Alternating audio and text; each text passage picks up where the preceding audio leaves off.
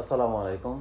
18ই জুলাই মানে 4 দিন আগে যৌনকর্মীদের 2 কোটি টাকা অনুদান দিচ্ছে উপদেষ্টা শারমিন। আর সেই জায়গায় আমাদের কোনো দোষ নাই, আমাদের ছাত্রদের কোনো দোষ নাই, আমাদের সন্তানদের কোনো দোষ নাই। সেই জায়গায় একটা বিমান বিধ্বস্ত হয়েছে, কাদের?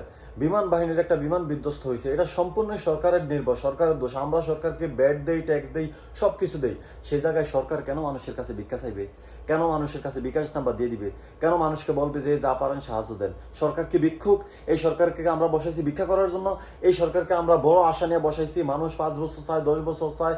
এমনকি ঈদের নামাজ পড়তে গেছে, সেখানে মানুষ বলতেছে স্যার 5 বছর, স্যার 5 বছর। কেন? কেন? মানুষ একটা আশ্বাস নিয়ে আপনারা বসাইছে। আপনারা তো ভিক্ষা করার জন্য বসায় নাই। কোটি কোটি ডলার পাঠাইতেছে মানুষের রেমিটেন্স। কেন পাঠাইতেছে? আপনার দেশের উন্নয়নের জন্য। আমরা ব্যাট দিতেছি, আমরা ট্যাক্স দিতেছি, আমরা যে পড়াশোনা করতেছি সেই পড়াশোনার খরচও দিতেছি, মাসে মাসে বেতনও দিতেছি।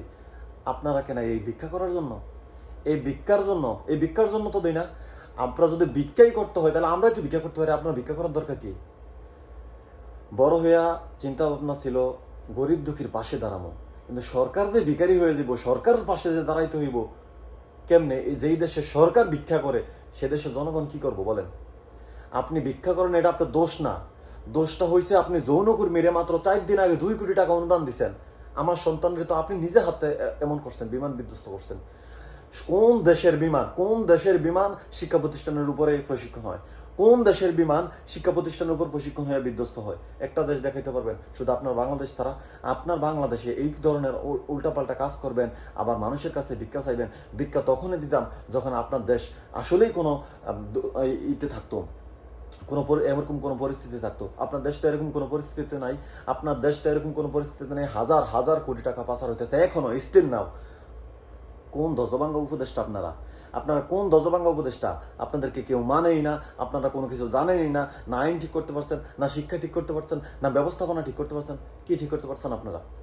আপনারা কি ঠিক করতে পারছেন আপনারা বলেন? আপনাদের মতো দজবাঙ্গা উপদেষ্টারে আমরা নিয়ে আশা দেখছি। আপনাদের দজবাঙ্গা উপদেষ্টারে নিয়ে আমরা 5 বছর 10 বছর চাইছি। এরকম ভিক্ষুক মারার উপদেষ্টা আমরা আপনাদের এই ভিক্ষারও সমর্থন দিতাম যদি আপনারা সব কিছু খোলাসা করে দিতেন জনগণের মাঝে। আমরা নিজেরাই টাকা দিতাম, নিজেরাই অনুদান দিতাম। যে জায়গায় আপনারা 200 কোটি টাকা আসিফ মাহমুদের ফিএস মেরে দিতে পারে, যে জায়গায় বিসিবিতে এখন পর্যন্ত কোটি কোটি টাকা আত্মসাৎ হইতেছে, যে জায়গায় আসিফ নজরুল্লাহ কোটি কোটি টাকা আত্মসাৎ করতেছে, সেই জায়গায় আপনি কেন ভিক্ষা চাইবেন? আপনি ভিক্ষা কেন চাইবেন? মানে লোক দেখাইতেন, মানুষে বুঝাইতেন যে আমার কাছে টাকা নাই, আমি আসলেই গরিব। আপনার মতো একজন মানুষের কাছে এটা তো আশা করে না জনগণ। আপনি যদি ভিক্ষাই চাইবেন তাহলে তো জনগণই ভিক্ষা চাইতো। এই ঘটনার সম্পূর্ণ দায়ভার আপনার। আপনি কেন ভিক্ষা চাইবেন? হাজার হাজার কোটি টাকা এখনো বিভিন্নভাবে পাচার হইতেছে, সেগুলো আটকান না কেন?